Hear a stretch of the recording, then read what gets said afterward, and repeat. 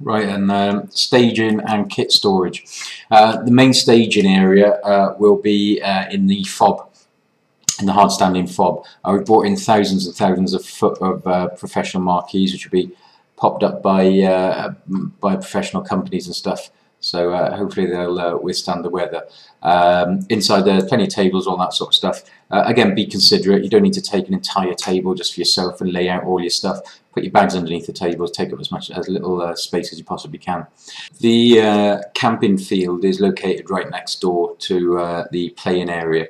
So if players did want to stage out their tents or gazebos or whatever, I haven't particularly got any problem with that at all. You don't have to use the dedicated staging area, but there will be plenty of staging there for everyone if that's what you want. All your rubbish and all that sort of stuff, again, you'd be expected to bag it up and bin it off yourself. Why leave it to other people to do when you can do it yourself?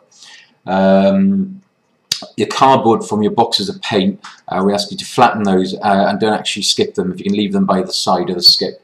And the reason being is that they'll be the fuel for setting the tanks alight and stuff like that. So we'll soak them in petrol and use them to blow the tanks up during the night games.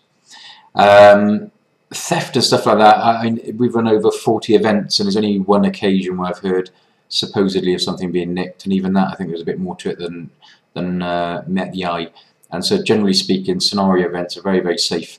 However, it still pays to take sensible precautions. So if you're going out into the field, put all your kit, don't leave all your kit lying about. Put it into your kit bag and just get a tiny little padlock. They're pretty cheap, only cost £3–4, and lock your bag up.